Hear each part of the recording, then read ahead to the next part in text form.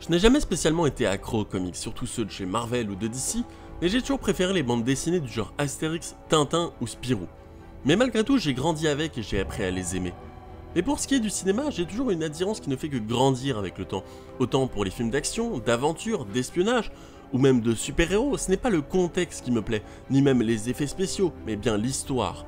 Tant que les personnages sont suffisamment développés et bien écrits pour que je m'y attache, je rentre dedans sans me poser de questions.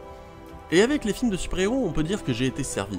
Je me rappelle 10 ans en arrière découvrir pour la toute première fois le tout premier long métrage du Marvel Cinematic Universe Iron Man. Cette histoire m'avait tellement fasciné ainsi que tout ce riche univers dans lequel elle évoluait, sans penser une seule seconde qu'une flopée de films du même genre suivrait.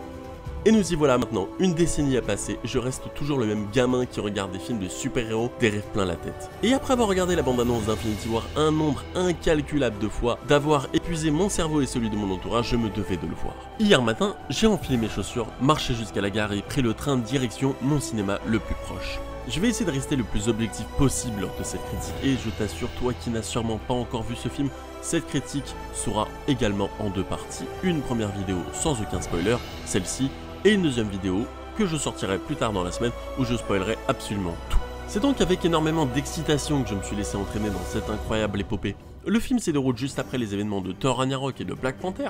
Ici, Marvel Studios et Walt Disney Pictures nous offrent un scénario très sombre et prennent enfin des risques. On y retrouve un énorme panel de personnages tout droit sortis des 18 derniers films du MCU, sont de la partie les protagonistes centraux des Avengers comme Iron Man, Scarlet Witch, Vision, Black Widow, Steve Rogers, War Machine, Thor, Falcon et Hulk alias Bruce Banner, et des petits nouveaux font leur place parmi les Avengers et de façon officielle désormais comme Spider-Man, Doctor Strange ou Black Panther, sans oublier l'arrivée des Gardiens de la Galaxie au grand complet. On remarquera également l'absence de plusieurs personnages totalement oubliés du scénario comme Hawkeye et même Ant-Man. Pour ce qui est de l'histoire, ce troisième volet des Avengers n'est pas en reste, l'histoire navigue sans problème pendant une grande partie du film sur plusieurs groupes, des deux équipes des Avengers séparées ainsi que les Gardiens de la Galaxie eux aussi séparés. On aurait pu craindre que la vingtaine de héros ne puissent cohabiter tous ensemble, et bien pari réussi pour les frères Russo, réalisateurs déjà sur Captain America Civil War, qui parviennent sans problème à faire interagir tous ces personnages sans prendre trop de place ou faire de l'ombre à un autre. Certes, tous les personnages n'ont pas le même temps de parole et certains ont plus de scènes que d'autres, mais dans l'ensemble les 2h30 de film passent très vite. Excitent les batailles interminables comme dans Avenger avec la bataille de New York qui bouffe un quart du film, ou Avenger 2 avec le combat entre Ultron en Sokovie. Ici, les scènes d'action sont légion et se passent sur bon nombre de pays, lieux et planètes confondues sans tomber dans le plan-plan ou dans la surenchère. Les frères Russo adoptent un style différent, beaucoup moins de shaky cam avec un montage moins épileptique, très reproché sur leur précédent film Captain America Civil War. Et beaucoup plus de plans larges pour montrer toute la grandeur des choses, comme par exemple la bataille du Wakanda. Dans ce film, Josh Brolin, l'interprète de Thanos, s'impose comme un vilain par excellence. Son interprétation est bluffante, bien plus complexe qu'il n'y paraît, et n'est pas qu'un méchant lambda qui veut conquérir le monde.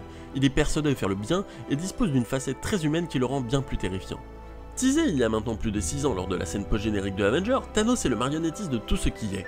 Il est celui qui orchestre dans l'ombre via Loki, erronant l'accusateur pour enfin mettre la main sur les 6 pierres d'infinité afin de mettre son plan à exécution. Niveau de l'humour, Marvel parvient comme toujours à trouver le bon ton du film sans rentrer dans le comique et sans gâcher les moments dramatiques, parce que oui, dans Infinity War, il y a des moments dramatiques et il y a des morts, et il y en a à l'appel. Comme à son habitude, les effets spéciaux sont là et de plus en plus beaux et de plus en plus impressionnants, et parfois certaines scènes défient même totalement les lois de la physique et de la gravité, comme avec des combats entre plusieurs personnages comme Doctor Strange et Thanos. Pour conclure cette vidéo, je dirais qu'Infinity War est un super film. Tu as aimé Black Panther? Eh bien, tu vas surkiffer devant Infinity War. C'est clairement à ce jour le meilleur film de tout le MCU. Évidemment, il souffre de certains problèmes dont je discuterai dans une vidéo plus ouverte, en face cam, mais cela reste un super divertissement. C'est un film où le titanesque rime avec le grandiose, et le genre de film où tu ne peux t'empêcher de revoir encore et encore, car il y aura toujours un petit truc que tu n'auras pas remarqué au premier visionnage. Merci d'avoir regardé cette vidéo. Si tu veux voir la vidéo spoil qui sortira plus tard cette semaine, tu n'as qu'une seule chose à faire, balance un gros pouce bleu en bas de la vidéo et abonne-toi à ma chaîne YouTube pour plus de contenu. D'ailleurs, je suis également sur Facebook et sur Twitter, les liens sont dans la description, je t'invite à aller voir. Bye et vive Avenger.